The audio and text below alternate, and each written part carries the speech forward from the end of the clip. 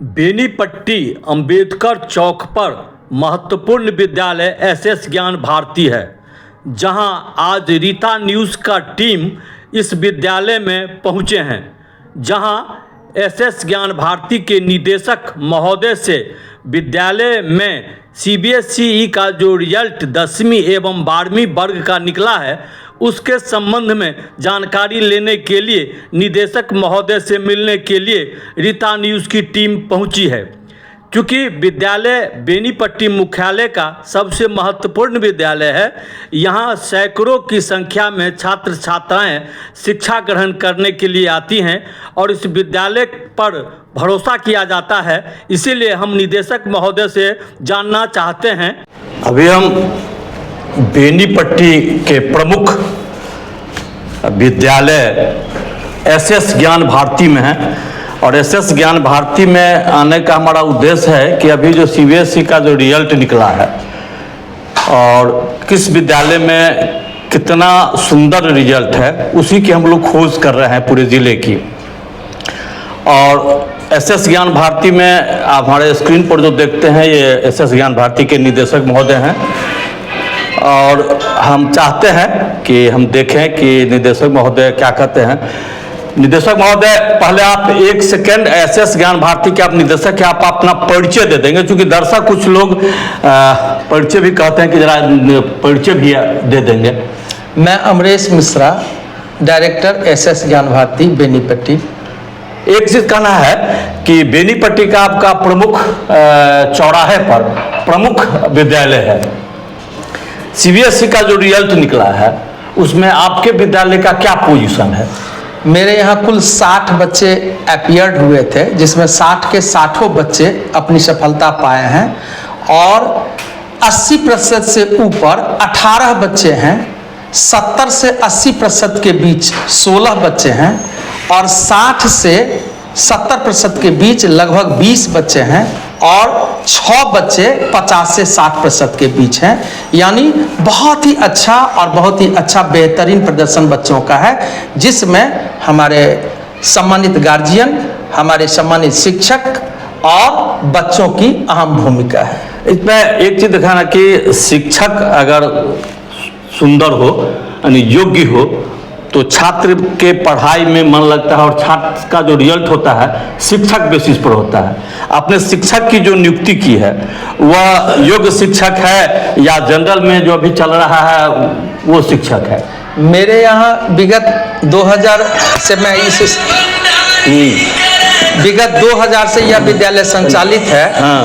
और हमारे यहाँ जितने भी शिक्षक हैं लगभग 30 शिक्षक हैं, जिसमें 27 शिक्षक ट्रेंड हैं और खास करके सीनियर वर्ग के जो टीचर हैं वह बहुत ही सुयोग्य हैं। चाहे वह हिंदी में डॉक्टर एच.एन. लाल हो, चाहे मैथ्स में शैलेंद्र झा जी हों, चाहे साइंस में त्रिलोक जी हों, चाहे साइंस में दूसरे प्रिंसिपल डॉक्टर रीता झा हो, चाहे एसएसटी में राजनारायण झा जी हो, सब लोग बीएड हैं, कुछ पीएचडी भी हैं। तो सुयोग्य शिक्षकों की समूह है, यह हमारा भी सौभाग्य है और बच्चों के लिए अति सौभाग्य की बात है जो ऐसे शिक्षकों के मार्गदर्शन में हमारे बच्चे पढ़ रहे हैं। और हमारी तो ख्वाहिश है यदि मानव जीवन में जन्म हो तो ऐसे शिक्षकों से पढ़ने का मुझे एक बार मौका मिले। चलिए, आपका ये विद्यालय का प्रारंभ कब से हुआ?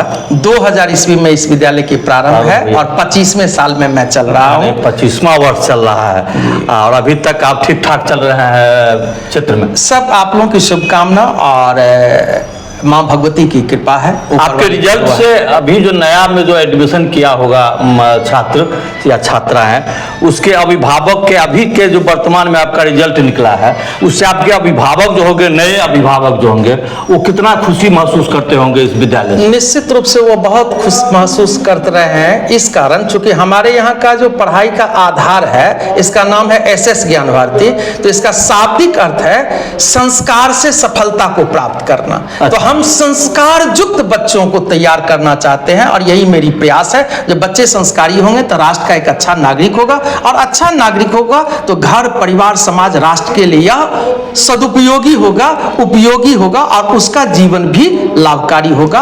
और इस तरह से हमारे जो भी अभिभावक हैं वह प्रायः खुश ही रहते हैं। लास्ट में अभिभावकों के लिए कोई आपका पर्सनल संदेश हो, चूंकि इसके माध्यम से जाने अभिभावकों के प्रति मेरा एक ही संदेश होगा, जो हमारे जो सम्मानित जितने भी अभिभावक हैं, जो अपने प्रेम बस, अपने विश्वास बस जो मुझे अपना मुख्य धरोहर प्रेम प्रतीक अपना पुत्र और पुत्री देते हैं, उनके प्रति वह एक कर्तव्य का निर्वहन करें, जो उनके साथ वह 1 घंटा बैठे, जो हमारे शिक्षक जो कुछ काम कर रहे हैं उसका वह अवलोकन करें, और जहां कहीं कुछ कमी महसूस होता है वह मुझे अवगत कराए, जिस कमी को मैं दूर करने का प्रयास करूंगा। क्योंकि एक दिन की कमी को दूर किया जा सकता है, लेकिन यदि साल भर यदि कुछ कमी हो गया तो उसकी भरपाई करना फिर मुश्किल होता है। अभी नए सत्र का एडमिशन चालू है कि ये बंद हो गया? नए सत्र का एडमिशन अब बंद हो गया। मैं निःशुल्क नामांकन अपने क्षेत्र से मातृभूमि में लिया हूं। हमारे शिक्षक भी सामने में हैं, हमारे अध्यापक ही हैं। मैंने निःशुल्क एडमिशन लेने का काम किया है। लगभग 98 बच्चा को मैंने निःशुल्क एडमिशन लिया है, जिसका मात्र 1000 रुपया विकास शुल्क लेकर के एडमिशन लिया।